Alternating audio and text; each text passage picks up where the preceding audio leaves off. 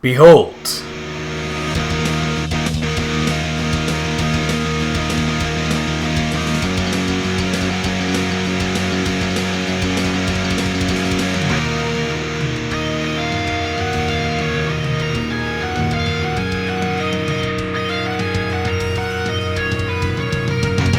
Today, I will show you my Nekros Prime loadout, which will hopefully inspire you to make your own sick loadout.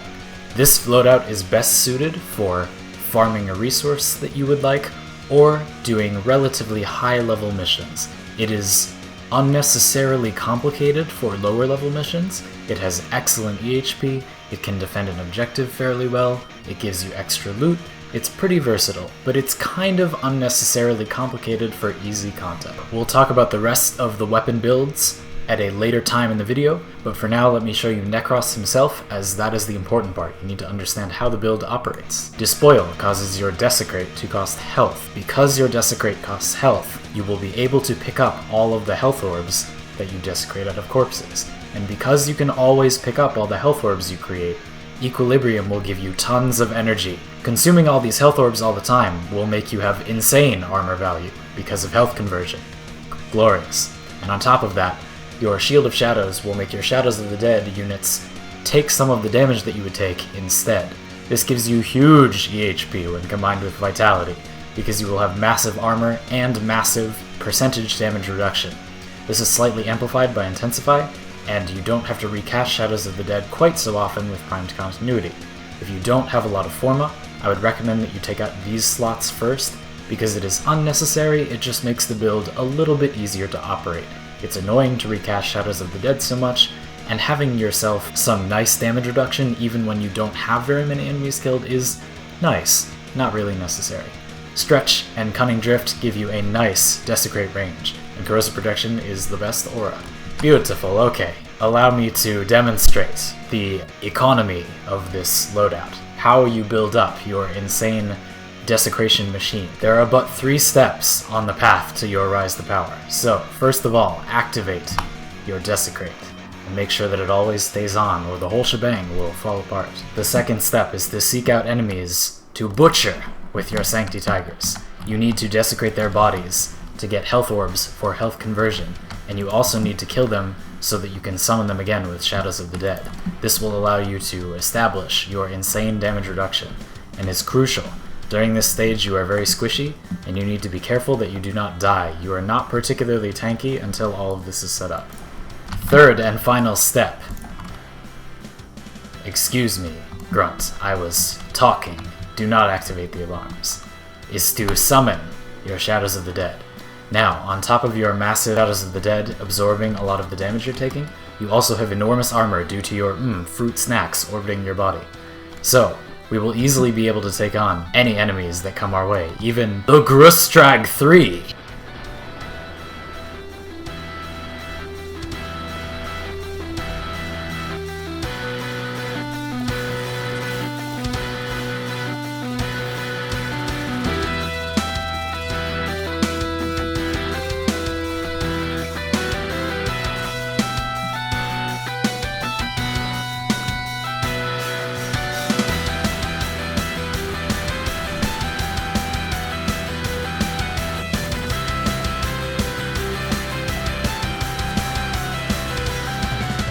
So of course, allow me to show you the Sancti Tigris and Aksomati builds. For the Sancti Tigris, I have chosen a reload speed build to cut bodies into multiple parts. The double tap of the Sancti Tigris feels real good, chops the bodies up into nice, fine pieces. I've used Seeking Fury and Chilling Reload, 2 mods that are decent in their own right, to reduce the reload speed to 1 second. This allows you to use the Sancti Tigris like a bolt action shotgun, if there were such a thing in common use, and dismember bodies at your will without using trigger control, which is a valuable asset on other builds, but when you're trying to butcher a body, overkill is good.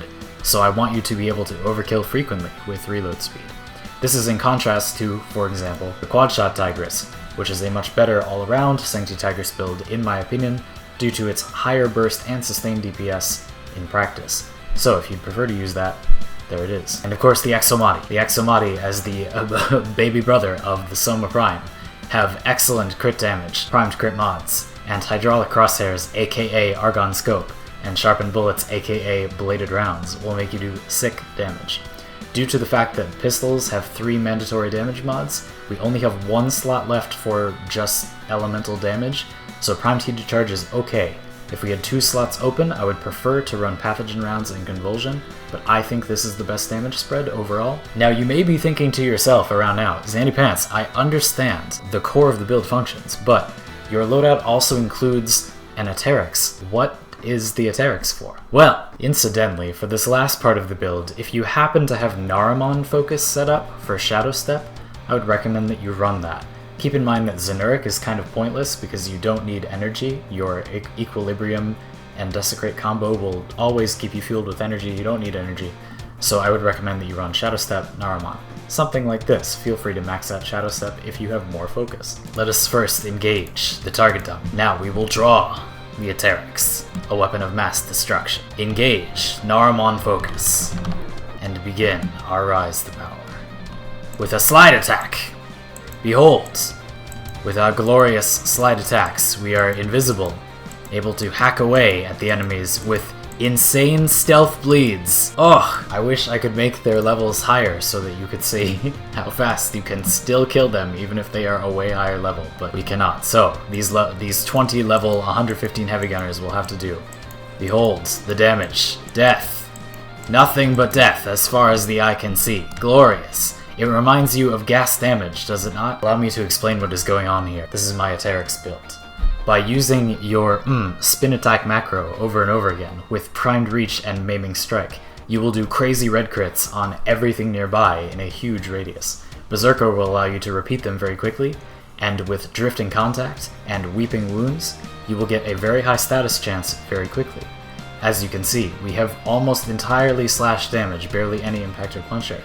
So, with our insane critical multiplier, and, most importantly, stealth provided by Naramon Focus, you will get a crazy red crit slash proc that will then be multiplied by the stealth multiplier, causing the absolutely insane and broken damage that you just witnessed. You will easily be able to kill enemies well over level 145, or any other level you so choose. It would be difficult to even encounter enemies that will survive this level of damage. Now for substitutions, if you would like to run something besides these weapons, I would recommend, again, something else that is good for hacking up bodies, so I would pick a slash-focused melee weapon at the very least, and then I would try to make one of your guns good at dismembering corpses. A weapon that I am not using, but that would be very good for this, is the Akjagera, known for its ability to cut bodies into chunks. Excellent. Then maybe you'd like to use a normal, sort of crowd-sweeping weapon like the Aksomati for your primary, like say the Soma Prime. Just make sure that you have one gun that is good at cutting up bodies. That is what I recommend. To round out the video, I will show you the Carrier Prime build, although it's not particularly important, and also Nekros Prime fashion, of course. Aksomati are not very ammo efficient, so ammo case will top us off on top of the extra loot from Desecrate. Mediray is very nice, and the most important thing about Carrier Prime, of course, is Vacuum. Of course, you can equip Vacuum on lots of other Sentinels, but Carrier Prime is the tankiest Sentinel overall, and that's very important because unless you can suck up health orbs effectively, you are going to die. You've seen how the build needs a steady economy of bodies to desecrate so you get health orbs, so that you get health conversion, and etc. You need that process to continue, and Carrier Prime is the crux of it all. If you do not have a good Vacuum, then it's going to be very difficult to maintain that process, so make sure that you have one. Animal Instinct is also more important than usual due to its ability to help you find enemies to butcher. Nekros Prime Fashion Frame, here we go. It is of the utmost importance that you look like an edgelord when you play Nekros. However, it's also important that you don't look like a complete noob that's 15 years old. This is how you will accomplish this. Balance your colors. Do not go overboard with any particular element. Do not make your gold darker. Do not make it the default prime gold. It looks tacky as all get out. Use a softer gold instead. Do not put bright red all over your Warframe. That would look stupid.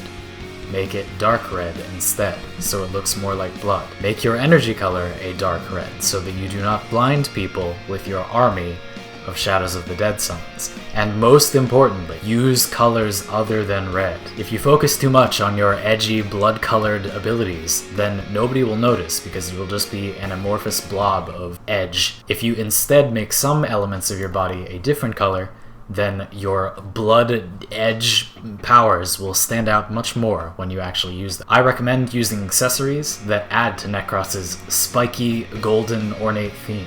And I do not recommend using these death noodles that you can potentially add to Nekros Prime. It ruins his aesthetic and mystique.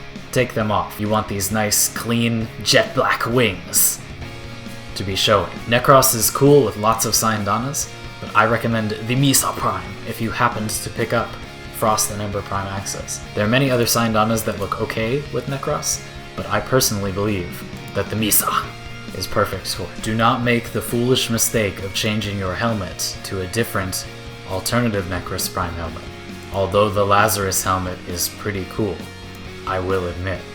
No, the Nekros Prime helmet looks like a lotus, and everybody knows that there is nothing edgier than a flower-shaped helmet on your death-themed Warframe. Since Nekros is literally the god of the edgelords, make sure that you equip your super edgy Titania Noble flying animation set to make sure that everybody knows that you are the real shit. And there you are, a complete guide to Nekros fashion and power. I hope that you all enjoyed. Stay tuned for more of completely different things that are not related to them. Enjoy! I'll see you all soon, and thanks for watching. Goodbye!